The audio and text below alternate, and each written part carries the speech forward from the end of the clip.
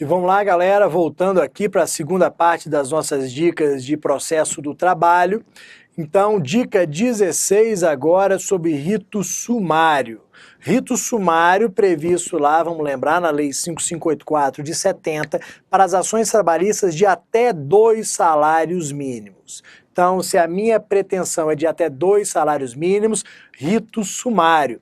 Só que aí vejam, esse rito sumário, ele possui uma peculiaridade que é a chamada instância única. O que significa a instância única? Que da sentença, regra geral, não cabe recurso. Só caberá recurso se houver violação à Constituição Federal. Então, regra geral da sentença não cabe recurso, é a regra chamada de instância única, mas se a sentença violar a Constituição Federal, aí sim cabe recurso. Só que qual é o recurso cabível? Isso daqui tem que tomar muito cuidado. Por quê? A nossa tendência seria dizer o cabimento do RO, porque eu estou olhando para uma sentença. Só que a regra aqui da súmula 640 do Supremo é diferente. O recurso cabível é o recurso extraordinário para o Supremo. Então não achem estranho o processo sair da vara do trabalho para o Supremo. É isso mesmo. Então, cuidado com essa hipótese aqui. Regra geral, não cabe recurso algum de sentença, instância única, mas se houver a violação à Constituição Federal, a súmula 640 do Supremo diz que o recurso cabível é o extraordinário. E aí, partindo para a nossa dica 17 sobre rito sumaríssimo. Eu comecei a falar disso lá atrás e agora eu vou reforçar. Olha o que acontece. Nós temos aqui uma regra no parágrafo 1º do artigo 852B. Esse 852B, ele traz algumas situações tais como: o pedido tem que ser certo, líquido, tem que ser certo, determinado, líquido, tem que informar o valor correspondente. Eu, reclamante, tenho que informar o endereço correto, completo do reclamado. Algumas restrições feitas ali no rito sumaríssimo para que ele seja mais célere. Então eu tenho que colocar o valor da causa, já que o meu pedido tem que ser certo, determinado e líquido. Eu tenho que colocar o endereço completo, correto do reclamado, já que não há notificação por edital. Só que o que acontece se eu não seguir essas regras? Eu tenho o arquivamento do processo. Eu tenho a extinção da minha reclamação trabalhista sem julgamento do mérito. Cuidado, meus amigos, porque não cabe emenda. Não há previsão de emenda aqui. Não cabe emenda, por quê? Porque o próprio dispositivo da CLT já disse, ó, vamos arquivar. Então toma cuidado com isso daqui. Nossa dica 18 já trata de teoria geral dos recursos. O que acontece com os recursos trabalhistas? Eles seguem uma regra da inexigibilidade de fundamentação, que é uma regra que está prevista lá no artigo 899 da CLT. O artigo 899 diz que os recursos trabalhistas são interpostos por simples petição. E aqui vem, ó, uma expressão importante. O que significa dizer simples petição? Significa dizer que o recurso trabalhista, ele não precisa de fundamentação. Eu não preciso demonstrar o erro em judicando, o erro em procedendo, dizer que o juiz errou por isso, por aquilo. Não. Basta a afirmação do meu inconformismo. Simples petição, inexigibilidade de fundamentação, que significa demonstre apenas o seu inconformismo e interponha o recurso. Só que essa regra aqui sofreu importante restrição por meio da súmula 422. A súmula 422 diz que essa regra sobre inexigibilidade de fundamentação não se aplica aos recursos dirigidos ao TST. Falou em recurso para o TST, você já lembra que é tudo diferente, né? Não cabe jus postulante, tem que ter advogado, e não cabe agora essa simples petição. O recurso para o TST obrigatoriamente tem que ser fundamentado. Se ele não for fundamentado, o que vai acontecer? Juízo de admissibilidade negativo, ele será inadmitido, não será conhecido, então tomem cuidado com isso daqui. Vou aproveitar o 899 aqui para relembrar que recurso trabalhista só possui efeito devolutivo. É outra informação desse dispositivo da CLT. Ele possui apenas efeito devolutivo. Partindo para a nossa dica 19 ainda sobre teoria geral dos recursos. Vamos falar um pouco sobre depósito recursal. Lá atrás, na dica sobre sentença, eu afirmei para vocês que a sentença vai mencionar as custas, porque as custas fazem parte do preparo do recurso. Só que quando eu falo em preparo do recurso, eu posso estar lembrando também do depósito recursal, que é feito pelo empregador. Pode ser que o empregador, para recorrer, faça o pagamento das custas e do depósito recursal, que é de um valor delimitado ali pelo TST. Só que sobre depósito recursal, para sua prova, eu vou pedir, porque isso já foi cobrado em primeira fase de OAB, a leitura dessas 4 súmulas aqui. Essa súmula 128 traz algumas informações como responsabilidade solidária, traz informações sobre o depósito integral da quantia, então vale a pena dar uma lida. A súmula 161 diz que depósito recursal só é feito quando a condenação for em pecúnia, ou seja, em dinheiro, condenação pecuniária. A súmula 245 vai falar do prazo para a comprovação do preparo, e aqui eu vou comentar sobre essa súmula. Olha o que nós sabemos, que regra geral os recursos trabalhistas são interpostos no prazo de 8 dias. Então eu tenho até o 8º dia para interpor o recurso. Posso interpor no 3º dia? Claro que posso. Mas se eu interpuser no 3º dia, será que eu tenho que comprovar o preparo no próprio 3º dia? Não. A súmula 245 diz que mesmo que eu venha a interpor o recurso no 3º dia, eu continuo tendo até o 8º para realizar a comprovação do preparo. Então essa interposição antecipada do recurso não antecipa a obrigação de comprovação do preparo. Já a súmula 426 vai falar da utilização da guia GFIP para a realização do depósito. Guia GFIP, a própria súmula 426, diz que é a guia de FGTS Informações à Previdência Social. Então é por meio dessa guia que eu faço o depósito recursal. Guia de FGTS Informações à Previdência Social. Só que ela também diz o seguinte, pode ser que o vínculo discutido em juízo seja uma relação de trabalho. Se é uma relação de trabalho, ela não é vinculada ao FGTS. Nessa segunda situação, o depósito recursal será comprovado, será feito, melhor dizendo, por meio de depósito judicial. Guia simples de depósito judicial de banco. Então, se for relação de emprego, que é vinculada ao FGTS, usa o guia GFIP. Se for relação de trabalho que não tem vinculação com o FGTS, usa o guia de depósito judicial simples, normal. E aí o último ponto aqui sobre depósito recursal é a diferença ínfima da OJ 140 da SDI 1. O que acontece? Vocês sabem que os valores máximos de depósito recursal, eles são todos quebrados com reais, com centavos. E aí pode ser, por exemplo, que o valor do depósito recursal seja lá R$ 7.056,28. Pode ser esse o valor do depósito.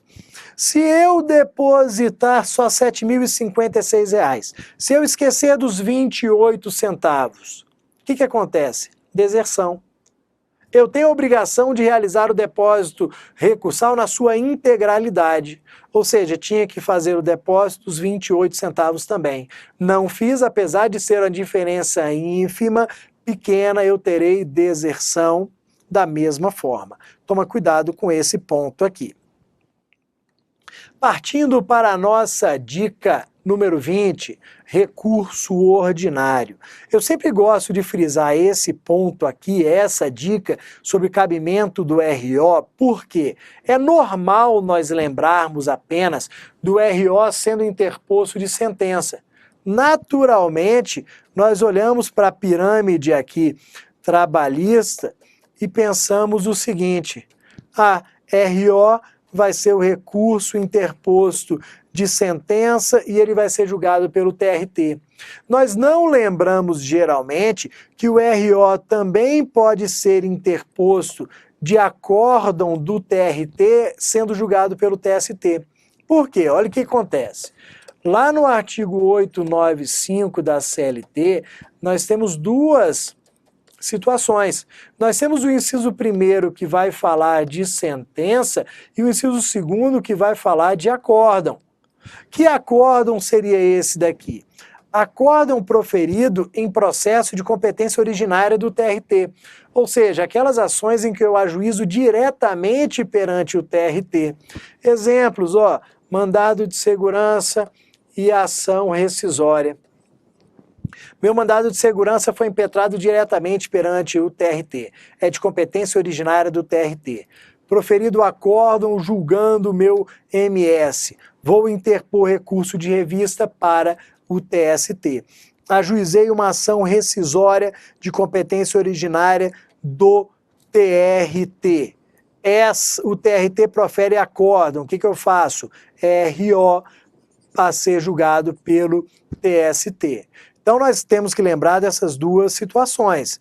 O RO interposto de sentença sendo julgado pelo TRT e o RO interposto de acórdão sendo julgado pelo TST. Vocês vão ler em casa essas duas súmulas aqui, 158 e 201, que tratam exatamente de mandado de segurança e rescisória. Então foi proposital a menção aos dois ali. Então, leiam essas duas súmulas e lembrem dessa hipótese de cabimento do RO. E aí, partindo para a nossa dica 21 sobre recurso de revista. Aqui, estou pedindo para vocês lerem alguns dispositivos. Aqui vocês vão me prometam aí, falem, eu prometo que vou ler o 896, parágrafo 2º, o 896, parágrafo 6º da CLT. Por que vocês prometeram aí? Se não prometeram, prometam agora. Por que vocês prometeram ler esses dois dispositivos? Porque são os que mais são cobrados sobre cabimento do RR. São os dois mais cobrados sobre cabimento do recurso de revista. Esse daqui no processo de execução. Esse daqui no rito sumaríssimo. Olha o que acontece. Se eu vou interpor um recurso de revista no processo de execução, a única matéria que eu posso alegar violação à Constituição Federal, nada mais. Não posso alegar violação à lei federal, à súmula, à OJ, absolutamente nada, só Constituição Federal. Se eu vou interpor um recurso de revista no rito sumaríssimo, o parágrafo 6º do 896 diz que eu só posso alegar violação à Constituição Federal e súmula do TST. Só isso. Pode lei federal? Não pode. Só Constituição e súmula. Vocês vão gravar isso daqui para a prova de vocês da primeira fase da OAB. Só que olha o que acontece.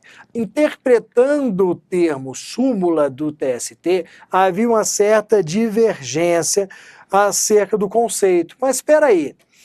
Quando o parágrafo 6º do 896 diz súmula do TST, ele está falando só súmula ou está fazendo menção à súmula IOJ também? E aí? qual que é a ideia? Súmula é só súmula ou súmula pode ser OJ também? Se violar súmula, eu posso interpor o recurso de revista. Se violar OJ, posso? Não, não posso. Não posso porque a súmula 442 do TST, que foi criada em setembro de 2012, diz que súmula do TST é só súmula. Interpretação restritiva. Se disse súmula, é só súmula. Súmula não é OJ. Então, no rito sumaríssimo, decisão violou súmula do TST. Posso recorrer. Violou OJ? Não posso recorrer. Tomem cuidado com isso daqui. Peguem essa dica 21, leiam 10 vezes se for necessário. Passando para a dica 22, nós vamos aqui falar de embargos de declaração. O que vocês sabem sobre embargos de declaração? Previsão no artigo 897-A da CLT, interposto em 5 dias, quando houver omissão, obscuridade, contradição, manifesto equívoco na análise dos pressupostos extrínsecos de admissibilidade. Essas são as hipóteses de cabimento do 897-A, falei rápido, mas basta ler lá o dispositivo. Só que o que vocês sabem também sobre o procedimento dele? O procedimento dos embargos de declaração, regra geral é esse. Eles foram opostos em 5 dias, serão julgados. Uai, não tem contrarrazões não? Intimação para contrarrazões? Regra geral não. Foram opostos, serão julgados. Só que tem uma hipótese que você lembra em que eu tenho necessidade de intimação para contrarrazões. Quando o recurso de embargos de declaração possui efeitos infringentes ou efeitos modificativos. Nessa hipótese, eu tenho que intimar para contrarrazões sob pena de nulidade. Então, seria a situação aqui em que entraria no nosso esquema aqui a intimação para apresentação de contrarrazões no prazo de 5 dias para depois haver o julgamento. Se eu não intimo, nulidade do julgamento. Só que qual é a nossa preocupação e qual é a nossa dica para vocês aqui? Essa OJ ela foi alterada em setembro de 2012. Incluíram o inciso 2º nela. O inciso 2º diz que não há mais necessidade de intimação de contrarrazões se os embargos de declaração forem opostos de sentença.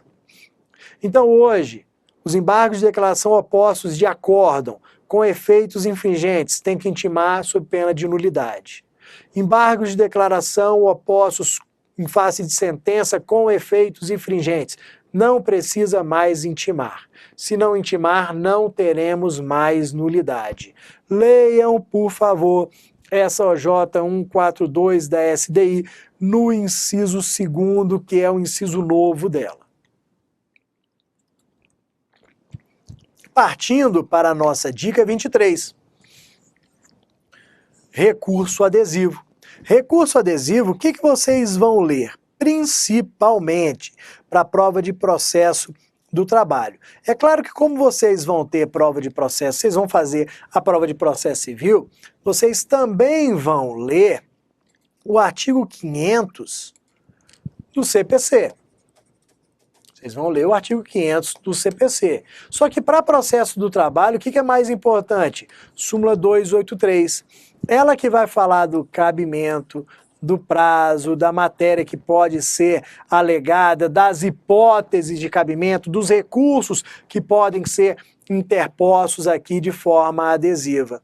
Então, primeira informação aqui, ó. Recurso adesivo é compatível com o processo do trabalho. Se tiver alguma assertiva falando que é incompatível, tá errado, já risca, parte para outra. Ele é compatível com o processo do trabalho.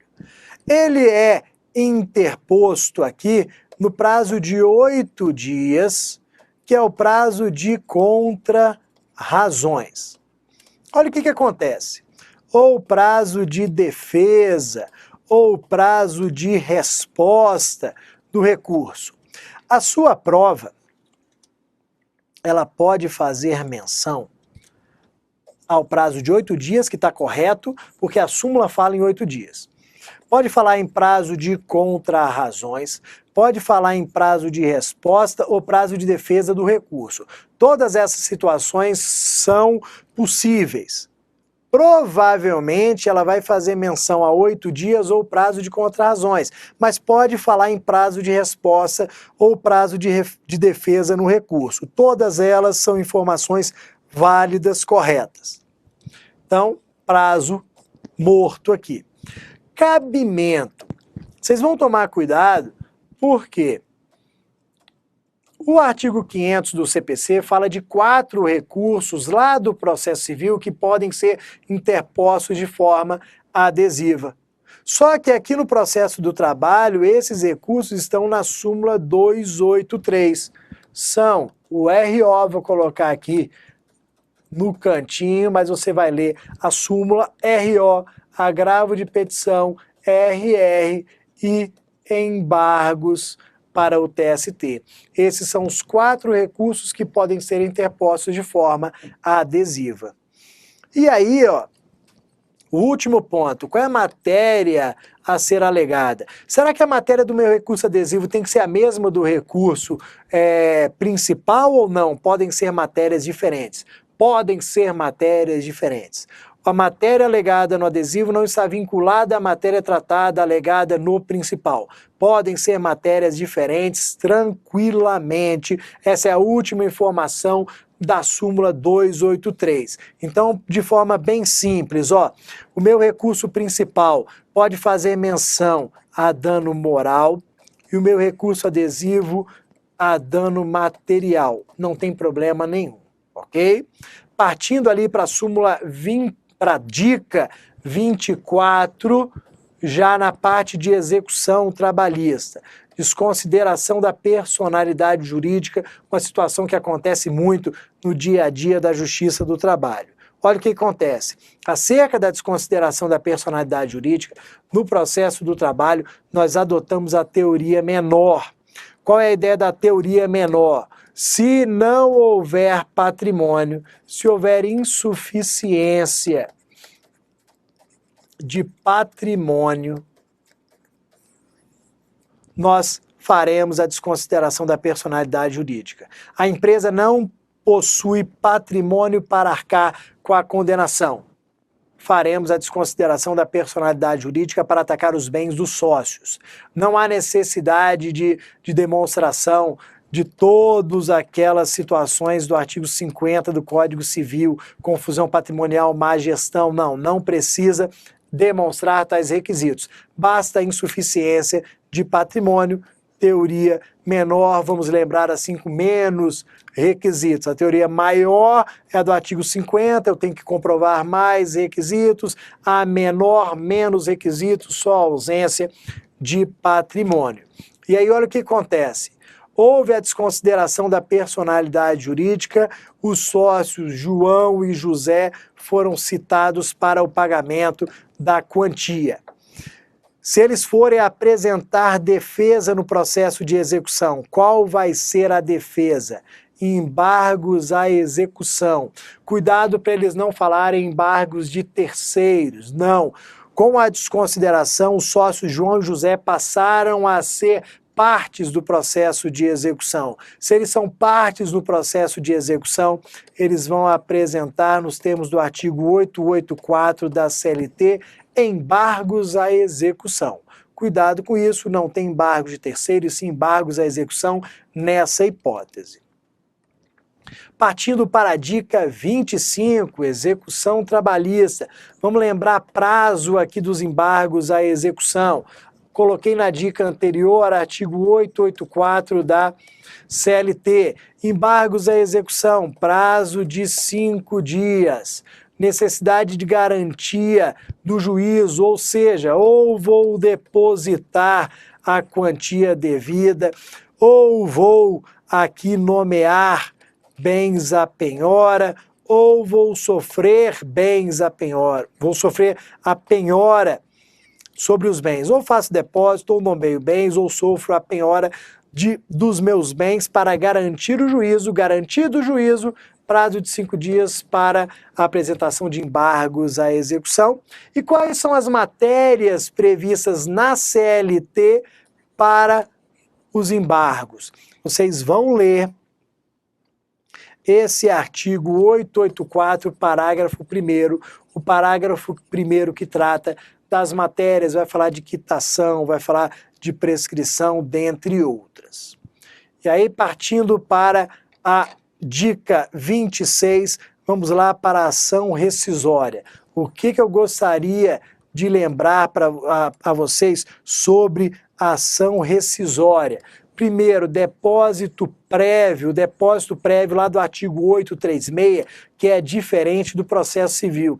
Lá no processo civil a gente tem depósito de 5%, aqui depósito de 20% do valor da causa da ação rescisória. Além disso, a ausência de revelia, súmula 398.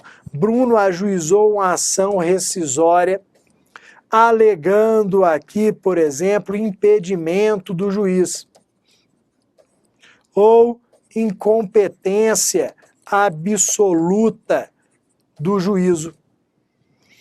A outra parte foi citada para apresentar defesa.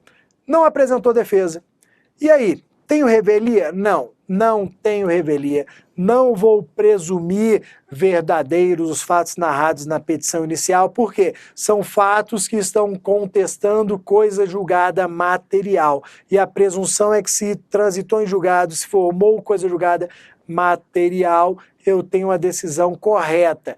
Claro que eu posso desconstituí-la, mas não por meio de presunção relativa de revelia. Logo, não há revelia na ação rescisória. Além disso, dica 27, sobre mandado de segurança. Vou destacar 2 pontos para a gente aqui sobre mandado de segurança. Mandado de segurança, ele pode ser utilizado aqui como sucedâneo recursal, ou seja, como se fosse um recurso. Nós sabemos em processo do trabalho que a regra é a irrecorribilidade imediata das decisões interlocutórias. Só que de decisão interlocutória é possível, excepcionalmente, você impetrar mandado de segurança. É isso que está lá nessa súmula 414. É possível, sim, você impetrar mandado de segurança em face de decisão interlocutória se ela violar direito líquido e certo. Perfeito. Só que o que acontece? Eu impetrei o meu mandado de segurança em face daquela decisão interlocutória e antes dele ser julgado foi proferida a sentença. O que vai acontecer com o meu mandado de segurança? Ele vai ser extinto por falta de interesse processual superveniente. Vejam que a decisão interlocutória que eu impugnava foi substituída por sentença. Não há mais interesse no julgamento do mandado de segurança, ele vai ser extinto por falta de interesse processual superveniente. Se foi proferida a sentença, o que eu faço agora? Interponho recurso ordinário. Além disso, emenda da petição inicial. Toma cuidado com essa súmula 415 do TST, porque ela já foi cobrada diversas vezes em exame de ordem. Então pode vir a ser cobrada novamente na sua primeira fase. Não cabe emenda da petição inicial no rito do mandado de segurança para juntada de documentos. Não cabe. Se você esqueceu algum documento, se você esqueceu de juntar algum documento na petição inicial, não cabe emenda daquela peça. O seu mandado de segurança igualmente vai ser extinto sem resolução do mérito. Então não cabe emenda da petição inicial para juntada de documentos. Tomem cuidado com isso. Partindo ali para a dica 28 sobre inquérito para apuração de falta grave. O que eu quero lembrar aqui? Vocês vão ler o 853 da CLT, que trata do inquérito para apuração de falta grave. E aí vocês vão ler que ele tem que ser interposto no prazo de 30 dias a contar da suspensão disciplinar do empregado. Esse prazo aqui, tanto na súmula 62 do TST quanto da 403 do Supremo, é um prazo decadencial. É um prazo de decadência. Ou seja, suspendi o meu empregado, não ajuizei o inquérito em 30 dias, já era, não posso mais demiti-lo por justa causa por aquela situação, por aquele fato. Prazo decadencial, tomem cuidado com isso. Coloquei de novo aqui, vocês já sabem, testemunhas 6 para cada parte, é o procedimento trabalhista com maior número de testemunhas. E aí, partindo para as nossas duas últimas dicas sobre dissídio coletivo, leiam o artigo 114, parágrafo 2º da Constituição, que fala do ajuizamento do dissídio coletivo por comum acordo, a partir da Emenda Constitucional 45 de 2004, o dissídio coletivo ele só pode ser ajuizado de comum acordo.